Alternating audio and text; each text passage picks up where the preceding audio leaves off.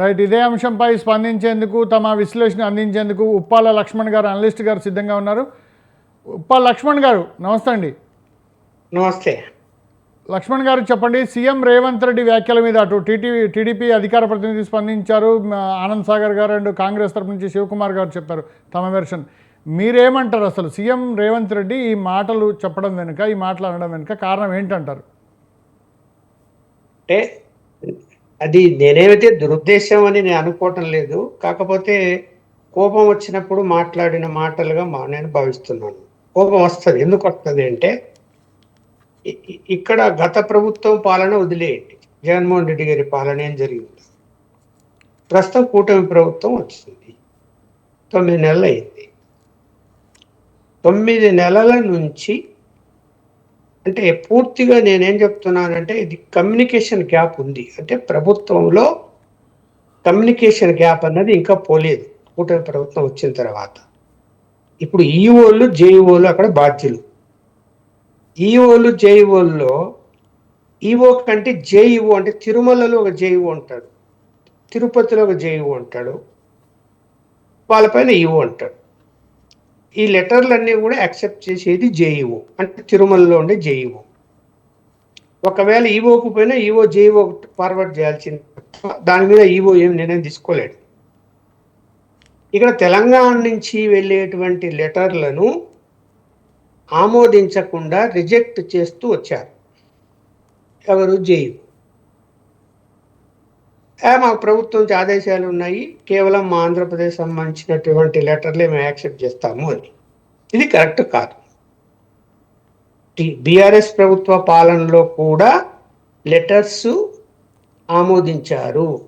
నేనే ప్రత్యక్ష సాక్షిని. ఒక ఎమ్మెల్యే, మా బంధువులే వెళ్తుంటే హైదరాబాద్లో ఒక బీఆర్ఎస్ ఎమ్మెల్యేను లెటర్ ఇవ్వయ్యా అంటే ఇచ్చాడు, యాక్సెప్ట్ చేశారు, దర్శనాలు చేసుకొని వచ్చారు. మరి కాంగ్రెస్ ప్రభుత్వం అధికారంలోకి ఇక్కడ వచ్చింది. వచ్చిన తర్వాత అక్కడ కూటమి ప్రభుత్వం వచ్చింది. మరి ఎందుకు గతంలో ఉన్నటువంటి ప్రొసీజర్ కంటిన్యూ కాలేదు? వీళ్ళు అక్కడ కొత్తగా ఈఓ జిఐఓలు వచ్చారు, పాత వాళ్ళు వెళ్ళిపోయారు. పాత వాళ్ళు ఉన్నప్పుడు ఆ సమస్య రాలే, కొత్త వాళ్ళు వచ్చినప్పుడు ఆ సమస్య వచ్చింది. కొత్త వాళ్ళు వచ్చినప్పుడు ఆ సమస్య ఎందుకు వచ్చింది? గతంలో ఏం జరిగిందో వాళ్ళు తెలుసుకోవాల్సినటువంటి బాధ్యత వాళ్ళకి లేదా? జేఈఓకి లేదా? మొన్నటి వరకు యాక్సెప్ట్ చేసి నువ్వు జేఈఓ, నువ్వు పాత ఆయన పోయి కొత్త ఆయన వచ్చి ఆ సీట్లో కూర్చుంటానే నువ్వు కొత్త రూల్ పెడతావా? అది కరెక్ట్ కాదు. సరే పోనీ, దాన్ని ఎవరు మానిటరింగ్ చేయాలంటే ఎవరి పైన ఉన్నటువంటి వాళ్ళు ఎవరు? దేవాదాయ శాఖ మంత్రి, లేదంటే ముఖ్యమంత్రి. ముఖ్యమంత్రి దృష్టికి ఏమైనా తీసుకెళ్లారా? ఇది చిన్న విషయం అయితే కాదు కదా. ఇక్కడ భగవంతుడు అందరికీ భగవంతుడే, సెంటిమెంట్ అందరికీ సెంటిమెంట్లు ఉంటాయి. ఇక్కడ ఎక్కడున్నాడు? తెలంగాణలో ఉన్నాడా, ఆంధ్రాలో ఉన్నాడా, లేకపోతే ఉత్తరప్రదేశ్లో ఉన్నారా, లేకపోతే రాజస్థాన్లో ఉన్నారా అనేది కాదు. ఎవరి నమ్మకంతో వాళ్ళు ఎక్కడికైనా వెళ్తారు. భారతదేశ ప్రజలు ఎవరి నమ్మకంతో భక్తులు ఎక్కడికైనా వెళ్తారు, స్వేచ్ఛగా వెళ్తారు, దర్శనం చేసుకుంటారు, వెళ్తారు. అది వాళ్ళ యొక్క మనోభావాలకు సంబంధించిన అంశం. ఇక్కడ తెలంగాణ ఆంధ్ర అనేటువంటిది మాటలే రాకూడదు. కాకపోతే ఎందుకు వస్తున్నది అంటే ఈ యొక్క విఐపి బ్రేక్ దర్శనాలు.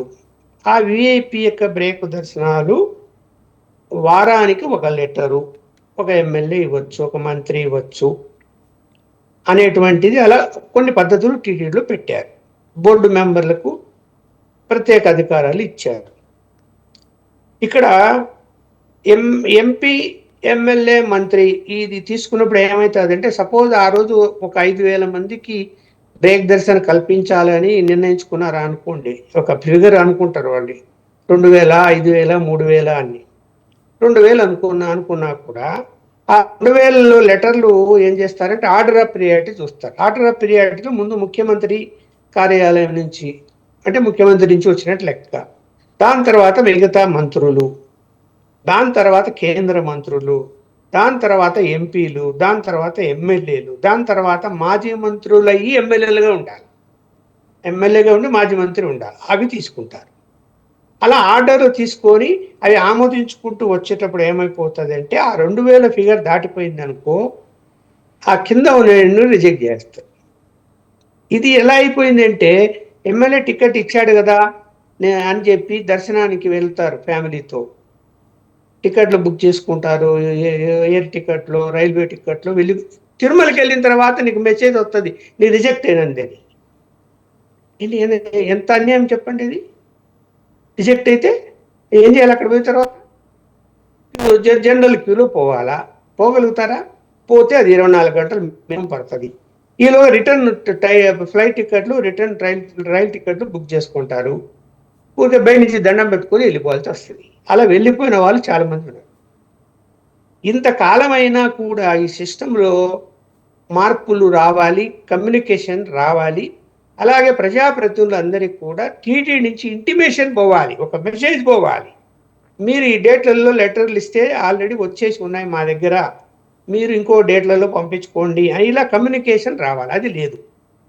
లేకపోగా ఏమైపోతుంది, ఇప్పుడు ఆంధ్ర తెలంగాణ ఇష్యూ వచ్చింది.